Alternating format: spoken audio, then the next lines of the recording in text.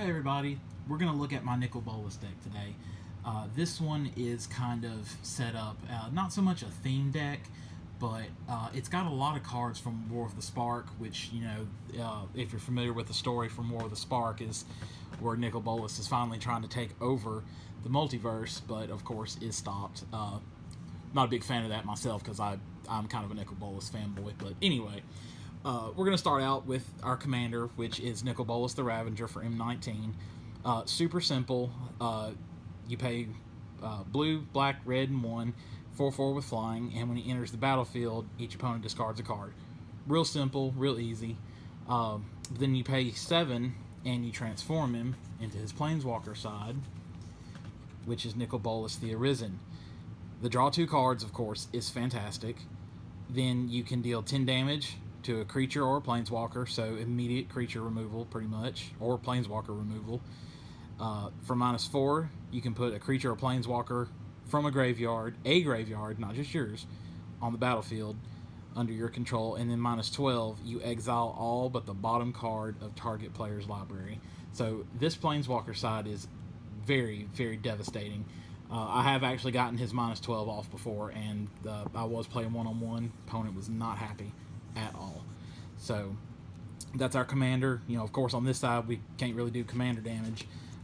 We do have an equipment that will buff this up to 7 like the original Nicol Bolas card, so you don't even necessarily have to transform him if you want to maybe get in some commander damage, depending on the board state, of course.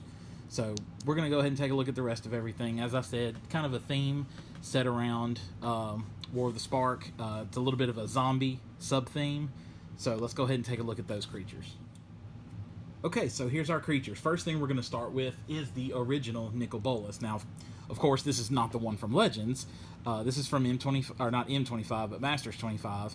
I love the new artwork on this. Originally, this was on the From the Vault Dragons, and for the longest time, that version was crazy expensive. I believe it got close to $100 at one point. But they reprinted this in Masters 25, making it much, much more manageable to get. So for 8 altogether, flying, you do have to pay the upkeep cost every upkeep, but I view that as a small price to pay, considering when he deals damage to an opponent, that player discards their entire hand. So you're literally just making them throw their hand away every time you deal damage to them. And again, it's Nicol Bolas. You have to put it in here. Next, we have the Dreadhorde Twins. When they enter the battlefield, amass 2. So amass is pretty awesome.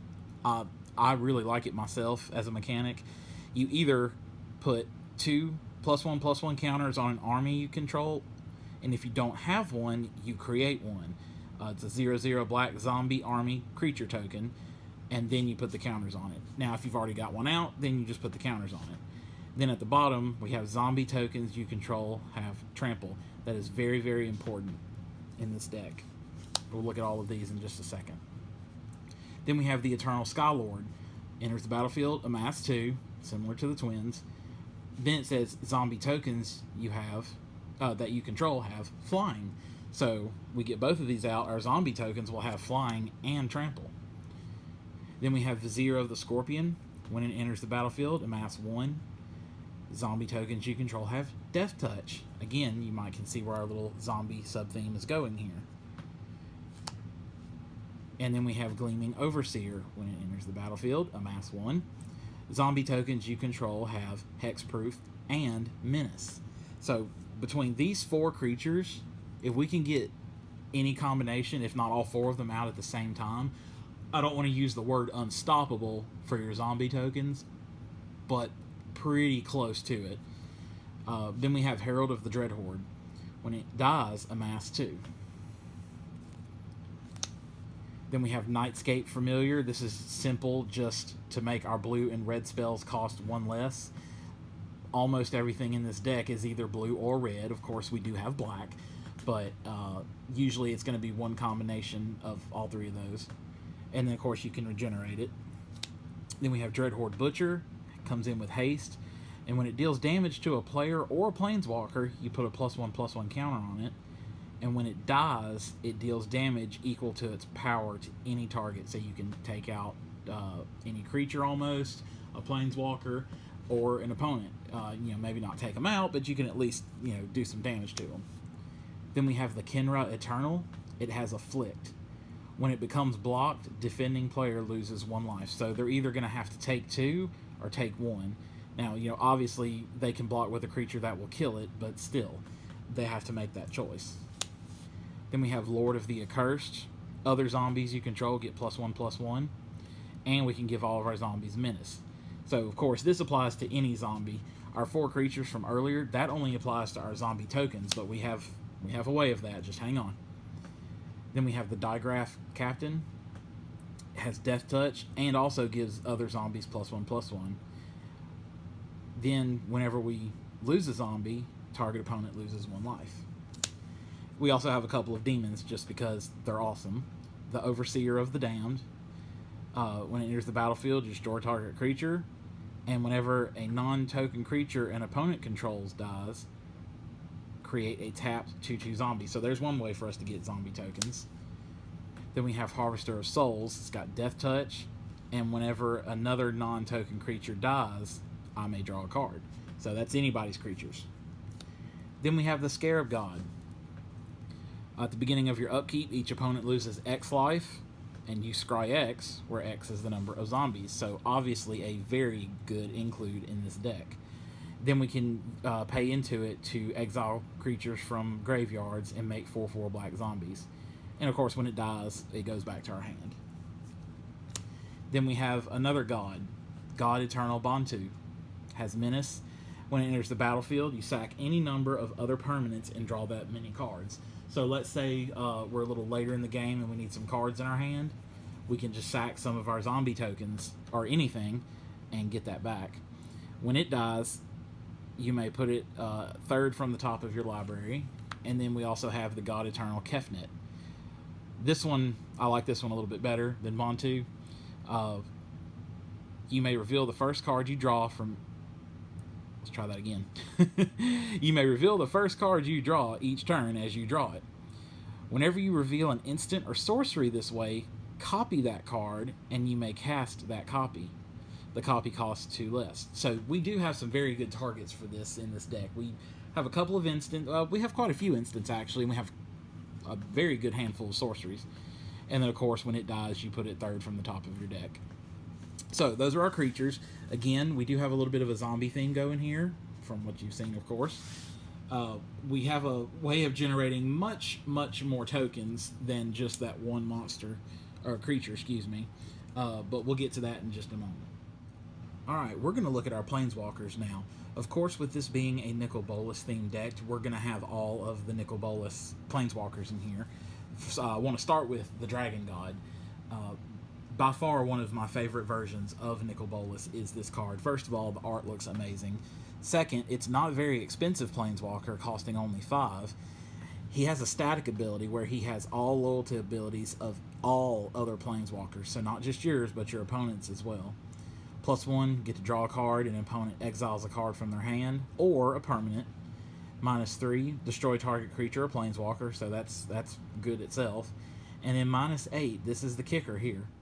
Each opponent who doesn't control a legendary creature or Planeswalker loses the game. So this -8 ability, his ultimate, literally can win you the game right away. Again, it just depends on the situation, what's on the board, what your opponents have. With this being Commander, obviously their chances of them having a legendary creature out are very, very high. Or a Planeswalker, of course. But this would be really, really good in the Commander variant, Oathbreaker, where you have a Planeswalker as your Commander, and then you also have a signature spell, which I have that one. We'll get to those in just a second. So we'll put him off to the side. And then we have the original Nicol Bolas Planeswalker. Comes in and destroys either a non-creature permanent, you gain control of a target creature, and then his ultimate, it deals 7 damage to target player, they discard 7 cards, and sacrifice 7 permanents. So that in itself also can be very devastating. Then we have Nicol Bolas the Deceiver. Each opponent loses 3 life, unless they sacrifice a non-land permanent or discard a card. So either way, they're having to lose something. Destroy a target creature and draw a card, and then deals 7 damage to each opponent, and you draw 7 cards. Then we have Nicol Bolas, the God-Pharaoh. His last ability is the one that is just absolutely devastating, of course. The first one, target opponent exiles cards from the top of his or her library until they exile a non-land card. Until the end of turn, you can cast it without paying its mana cost, so free cards from your opponents. Each opponent exiles 2 cards from his or her hand. Nicol Bolas deals 7 damage to target opponent or creature an opponent controls. And again, the last one, exiling non-land permanents your opponents control, literally gets rid of everything except their lands. So extremely devastating. Then we have Liliana, Dreadhorde General. Whenever a creature you control dies, draw a card. So really, really awesome when we have all of our zombies out, which she helps with. Her +1 is make a 2/2 black zombie. -4, each player sacrifices 2 creatures. We have our zombie horde out that we just get rid of 2 of those, and the opponents have to get rid of, useful, like really useful creatures. And in her last one, each opponent chooses a permanent they control of each permanent type and sacrifices the rest. So they basically get to keep a creature, a planeswalker, an enchantment, an artifact, and a land. And that's it. Now, the rest of these planeswalkers they are helpful, but the main reason that they are in here is targets for our Elder spell. We do have the Elder spell in here. So that's the main reason they're in here, is targets for that. We know Nicol Bolas likes to be controlling, and he's not going to hesitate to sacrifice anybody that he's controlling. So we have Obnixilis. Whenever an opponent draws a card, deals 1 damage to that player. So that could just be pinging players every turn. Then, of course, his minus ability, destroy target creature, and its controller draws 2 cards. So, honestly, you could use that for yourself. You need to draw a little bit, destroy one of your zombie tokens, done. Or if someone has something pesky, get rid of it. And yes, they get to draw 2 cards, but they lose the creature, and they take damage. Then we have Narset, Parter of Veils. Opponents can't draw more than 1 card each turn. And in her minus ability, we look at the top 4 cards of our library, reveal a non-creature, non-land card, and put it into your hand. Put the rest at the bottom. Then we have Ashiok. Spells and abilities your opponents control can't cause their controller to search their library, so that shuts down looking for anything. Target player puts the top 4 cards of their library in their graveyard, then exile the graveyards. Then we have Tybalt. Your opponents can't gain life. That in itself is super simple. He also can create 1/1 Red Devil tokens that when they die, they deal 1 damage. That would be a perfect target for, I believe it was Obnixilis. Where'd you go? There you are. It would be a perfect target for him. Destroy a creature. Its controller draws 2 cards. Destroy one of our devils. Yeah, it does 1 damage to us, but that's okay. Then we get to draw 2 cards. Then we have Kasmina. Spells your opponents cast that target creatures or planeswalkers cost 2 more. And then we can also make wizard tokens and draw cards. And last, Angrath. Creatures you control have menace. That in itself is worth it. And then he does have the amass mechanic for his minus ability. So again, the big heavy hitter here, of course, is the Dragon God. We want to try to get as many counters on him as quick as possible and use his -8 ability. We, of course, would have to make sure that our opponents have no legendary creatures or planeswalkers out. So that being one of our win conditions in this deck.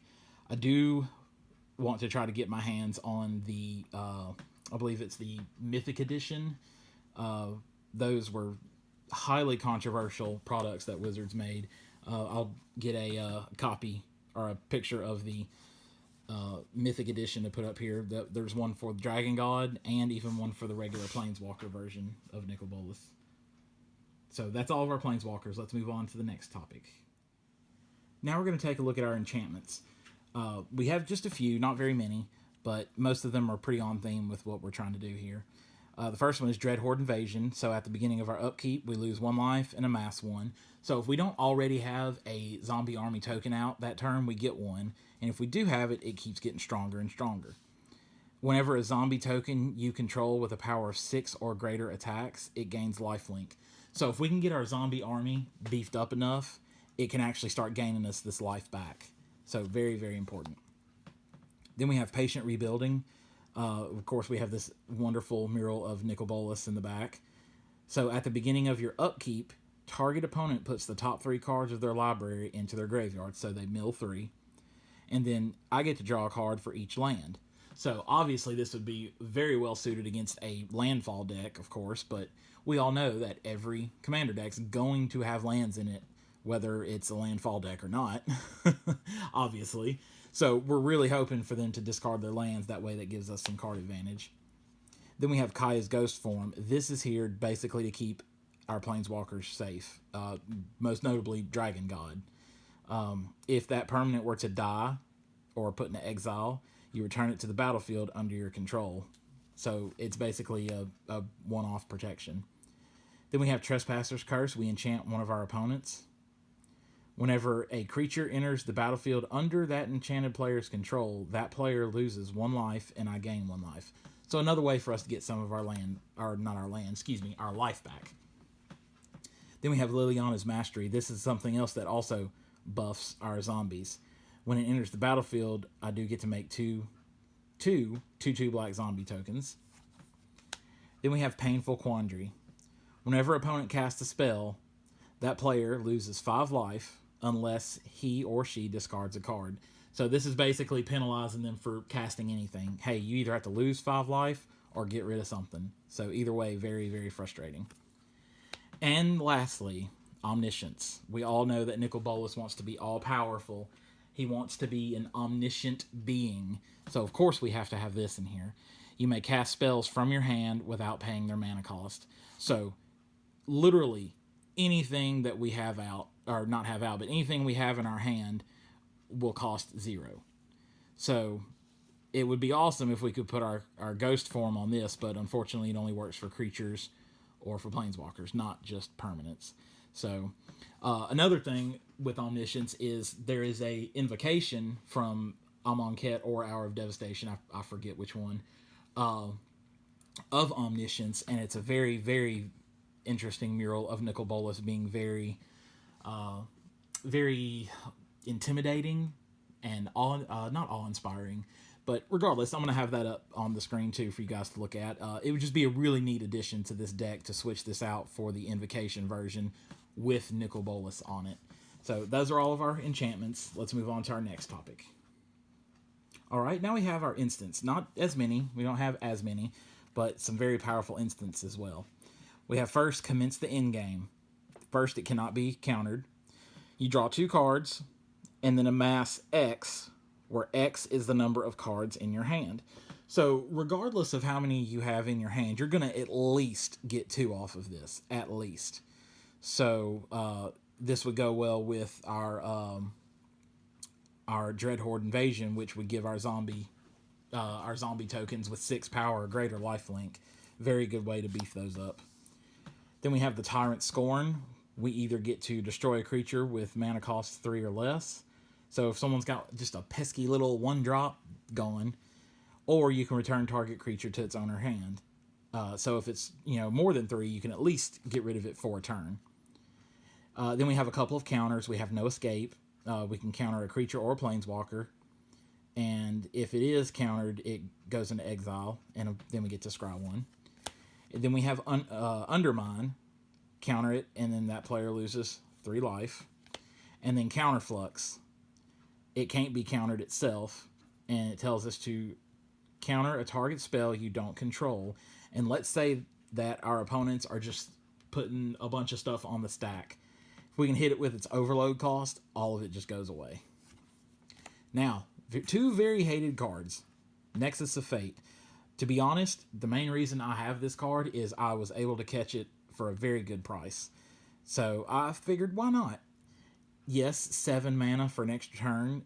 I wouldn't call it steep, but 7 mana is a lot of mana. But if we have that in conjunction with this over here, it doesn't really matter because it's free. And then if it would be put in the graveyard, you reveal it and shuffle it into your library, so you'll get to do it again. And then the other hated card. We all know everybody hates Cyclonic Rift, but I mean, this is supposed to be a powerhouse deck. I mean, Yeah, it's got a little bit of it's got a theme to it. Nicol Bolas and his, his wanting to control the multiverse, but he's all powerful, so why not throw in, powerful spells? So for 2, we simply get to return a non-land permanent to its owner's hand. But we all know that everybody wants to cast it for its overload and basically reset the board except yours. You get to keep all your stuff out. Everybody else loses all their non-land permanents back to their hand. So there are our instants for this deck. All right, now we're going to look at our sorceries. We have a good little stack of sorceries, but there's a reason for each one of them, of course. So we start with Cruel Ultimatum, probably I don't want to say the ultimate, get it? Ultimate, I'm sorry, bad joke. Anyway, but probably the most go-to Nicol Bolas card. I mean, it is in Grixis colors, and it's a very Nicol Bolas effect. So target opponent sacks a creature, discards 3 cards, and loses 5 life.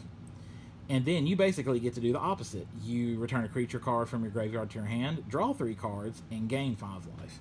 So you just get to pick someone, say, hey, you do this, and then you get to do the opposite yourself. Then we have Dark Intimations. Also similar. Each opponent sacks a creature or planeswalker, discards 1 card, and then you return a creature or planeswalker from your graveyard to your hand and draw a card. This one, except unlike Cruel Ultimatum, this one affects everybody. It's just not as many cards. But the other thing is, when you cast a Bolas Planeswalker, you exile this from your graveyard, and it enters with an additional loyalty counter on it. This being helpful for any of our Planeswalkers, of course, but specifically for the Dragon God. We want to get as many counters on him as possible. Next, we have Enter the God Eternals. It first of all deals 4 damage to a target creature, and you gain life equal to the damage dealt that way. Then, target player puts the top 4 cards of their library into their graveyard, and you amass 4. So, a lot going on this one card. For 5 mana, though, I think that's pretty awesome. Then we have Deliver Unto Evil. Choose up to 4 target cards in your graveyard. If you control a Bolas Planeswalker, return those cards to your hand. Otherwise, an opponent chooses 2 of them, leave the chosen cards in your graveyard, and put the rest in your hand, and then you exile this. So, obviously, you want to have a Bolas Planeswalker when you do this, or when you cast this, because you will get all 4 of those cards back. Now, another potential game ender is Torment of Hellfire. You repeat the following process X times. So it costs 2 black and X, and for every X you pay, you get to do this over and over and over again. Each opponent loses 3 life unless that player sacrifices a non-land permanent or discards a card. So, yes, we do have our Omniscience enchantment, but that's not going to do us any good with this. We have to actually pay mana into this, and I have gotten to parts in the game playing this deck where I have access to anywhere between 10 and 15 mana, whether it be lands or mana rocks, and it's absolutely devastating. I mean, no, it might not end the game, but it's going to either clear out your opponent's hand or clear out their board. So, definitely a must-have in this deck. Now then, the Elder Spell, and I apologize, I said it was an instant. I forgot. It is only a sorcery. Excuse me. For 2 black, we destroy any number of target planeswalkers. Choose a planeswalker you control, put 2 loyalty counters on it for each planeswalker destroyed this way. So, this is the other half of our God-Pharaoh, or not God-Pharaoh, excuse me, Dragon God. We want to play this while we have the Dragon God out. Now, if our opponents have any planeswalkers, that's easy. This takes care of that. But we also have to get rid of their creatures as well, or their legendary creatures, excuse me. Make sure all that's gone, play this, get rid of their planeswalkers, beef up our Dragon God to where it's got at least 8 counters on it, activate it, and game over. You win. This would be the signature spell that would go with him in the Oathbreaker format. Then we have Hour of Devastation. All creatures lose indestructible until end of turn, and then Hour of Devastation deals 5 damage to each creature and each non-Bolas Planeswalker. So almost a board wipe, depending. Then we have Apex of Power. Exile the top 7 cards of your library, and until the end of turn, you may cast those cards exiled. If this spell was cast from your hand, add 10 mana of any one color. So basically it's exile a bunch of stuff, and of course it's very unfortunate when you exile lands that way, but you can cast any of that stuff from exile using either this 10 mana or what you already have. Then we have Command the Dreadhorde. This card has won me games. Choose any number of target creatures and or planeswalkers in graveyards. Command the Dreadhorde deals damage to you equal to the total converted mana cost of those cards. Put them on the battlefield. Game ending. This can win you the game outright. Then we have the Finale of Eternity. Destroy up to 3 target creatures with toughness X or less. If X is 10 or more, return all creature cards from your graveyard to the battlefield. Another possible game ender. Then we have Dreadbore. Destroy target creature or planeswalker. That can get rid of an opponent's legendary creature, no problem. Widespread Brutality will amass 2, and then the army you amassed deals damage equal to its power to a non-army creature. Again, another possible way to get rid of someone's legendary creature. Here's another good piece. This goes with our zombies. Army of the Damned. We make 13 tapped 2/2 black zombie creature tokens. Then you can flash it back. It costs 8, and you can flash it back for 10, and then make more. So I've been in situations where I did have Omniscience on the field, and I literally just got to lay this card down, or cast it without paying for it, and then I had enough mana to flash it back in the same exact turn. So in one turn, I made 26 zombies. Very, very devastating. Invade the City. You amass X, where X is the number of instants and sorceries in your graveyard. Definitely want this later in the game. You don't want this in your first hand. And then we have Aid the Fallen. Choose one or both. Return target creature from your graveyard to your hand. Helpful. Return target planeswalker card from your graveyard to your hand. So for 2 mana, you can get a creature or a planeswalker or both back into your hand. So that in itself, it's only a common and probably very, very cheap. I think that is an absolute must include in this deck when we're wanting to use our Dragon God to, potentially end the game. Alright, so that's it for those. Let's move on to the next part. Alright, now let's look at our artifacts. Starting out with the most obvious artifact, of course, we have a Soul Ring. This is Commander, after all. Then we have an Obelisk of Grixis, just to help with our colors. It'll add either of the Grixis colors to our mana pool. Then we have our Gilded Lotus, where it adds 3 mana of any one color. And then we have God-Pharaoh Statue. This is basically I don't want to say a hate card, but your opponents are going to hate you. It makes every one of their spells cost 2 more to cast. I cannot tell you how many times this has been played against me, and it's very irritating, but it's the God-Pharaoh, so of course it has to be in this deck. Then at the beginning of your end step, each opponent loses 1 life, so another reason for them to hate you. If anything, it'll make them waste a removal spell on it. Then we have Bolas's Citadel. You can look at the top card of your library at any time. You may play the top card of your library. If you cast a spell this way, pay life equal to its converted mana cost rather than paying its mana cost. This can be very, very helpful, especially if you get it, not early game, it is 6 mana, but if you still have a good bit of life and maybe you're able to gain some life somehow, this can be very, very helpful. And then its ability at the bottom, you sack 10 non-land permanents and each opponent loses 10 life. So again, we're talking late game. It could win you the game as well. Then we have Throne of the God-Pharaoh. At the beginning of your end step, each opponent loses life equal to the number of tapped creatures you control. You have this out after you play Army of the Damned, and even if you didn't flash it back, those zombies come in tapped. You play it the first time, you get 13 tapped zombies. If you're able to flash it back in that same turn, you've got 26. That's over half of each opponent's life gone.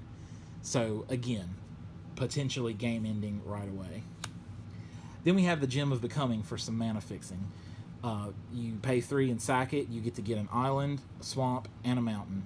Reveal them, put them in your hand, and of course shuffle your library. This does not apply to just basics either. Notice how it does not say basic. You can get any of our shock lands or any of our lands that have the basic land subtypes, which we'll be getting to after this. Then we have Planar Bridge. If you are familiar with the story whatsoever, you know that this is one of the artifacts that Nicol Bolas has acquired to take over the multiverse, starting on Ravnica, of course. You pay 8 and search your library for a permanent, put on the battlefield. Done. Yeah, it's a little expensive. You know, you have to pay the 8 to use it and then 6 to even cast it. But to me, worth it. We have a lot of high CMC stuff in this deck, so absolutely worth it. Then we have the Ozolith, or the Ozolith, however you want to say it. Whenever a creature you control leaves the battlefield, if it had any counters on it, put those counters onto the Ozolith. At the beginning of combat, on your turn, if it has any counters on it, you may move them from the Ozolith to another creature. The reason this is in here is for our amass mechanic. Let's say I have a zombie that I've amassed, we'll say 7 +1/+1 counters. Oh, it got destroyed? Crap. All those tokens went away. Or counters. Not if this is out. Those move on to this. My next turn comes around. Let's say I've got Dreadhorde Invasion, and that gives me a zombie, and I amass 1. So I get to make a zombie, put a +1/+1 on it, go to combat. This lets me move those 7 onto it, so I've got an 8 right away. So that's the main reason that this is in here. And then our one and only equipment, we have Unscythe, Killer of Kings. This gives our creatures +3/+3 and first strike. Whenever a creature is dealt damage by the equipped creature this turn and is put in a graveyard, you may remove that card from the game, and if you do, put a 2/2 black zombie. So this also will make us some zombies as well. Plus, it is, within our colors. It is Grixis colors. So that's it for our artifacts. Let's look at our land base. All right. Now, our last section, these are all of our land cards. Of course, the most important part of any Magic deck, whether you're playing Commander or Standard or Modern or whatever, we want to make sure we have a good land base for this. So, of course, with it being a Commander deck, we always want to start with Command Tower. I put the Throne of Eldraine Brawl deck version in here just because I like the way the art looks on this. Plus, I had a lot of extra ones laying around. Then we have the Interplanar Beacon. Whenever you cast a Planeswalker, you gain 1 life. You can tap it to add a colorless, or you can filter 1 through it to add 2 mana of different colors. But you can only cast that, or use that for Planeswalkers. I mean, obviously that's a little important in this deck because, as you saw earlier, we have quite a few Planeswalkers in here. We have our Nicol Bolas Planeswalkers, and then we have our other ones, which, yes, as I said, have good abilities, but their main purpose is to sacrifice to the Elder Spell in order to fuel our Dragon God. So basically, you could think of this as ramp for our Planeswalkers. Then we have Croesus's Catacombs. It's a lair in addition to its land type. Of course, if this were reprinted now, it would say land/lair. When it enters the battlefield, or when it comes into play, sack it unless you return a non-lair land you control to its owner's hand. So that's not too bad. This is actually better than some of our other bounce lands. It does not come into play tapped, and it doesn't have to be an untapped land that we either sacrifice or that we bounce back to our hand. So very, very helpful. And then, of course, it adds 1 of the Grixis colors. Now, we're going to look at our dual lands. We have our 3 shock lands. We have Blood Crypt, and again, Swamp Mountain. This will work with our Gem of Becoming. We could search out all 3 of our shock lands if we wanted. Also, got original printings. I put this deck together before Guilds of Ravnica and Ravnica Allegiance came out. but I went for, well, maybe not necessarily their original printings, but I tried to keep it all within the same printing kind of thing. So we have Blood Crypt, Watery Grave, and Steam Vents. Then we have, I think these are referred to as check lands, is what they're called. They enter the battlefield unless you control a swamp or a mountain, so they're checking the battlefield. And of course, our shock lands here will count for that. We have Dragonskull Summit, Drowned Catacombs, and Sulphur Falls. Excuse me. Then we have one more set of 3. These, I believe, are referred to as Pain Lands. We have Sulphurous Springs, which either adds 1 colorless, or we can add red or black, and it deals a damage to us. So you don't really want to do that unless you absolutely have to. Like if you draw one of these first turn, and this is your only source of red, you got to be very careful with that. And of course, we have all 3 of them: the Underground River and Shivan Reef. Now, these next ones, I don't, to my knowledge, it's not a full cycle, so we only get 2 of the colors. These are for Battle from Zendikar.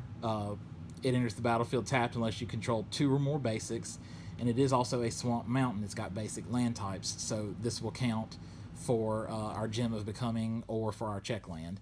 So again, we have Smoldering Marsh and Sunken Hollow. Then we have the tap lands from Amonkhet. Again, basic land types, and they also cycle. Let's say you draw one of these late game, you can cycle it to draw another card. So we have Canyon Slough and Fetid Pools. And then we have our Tainted Lands. You can either add 1 colorless to your mana pool, or if you control a swamp, then you can add either black or red or blue, depending on which one, of course. And more often than not, you're going to have a swamp out. Then we have our basics.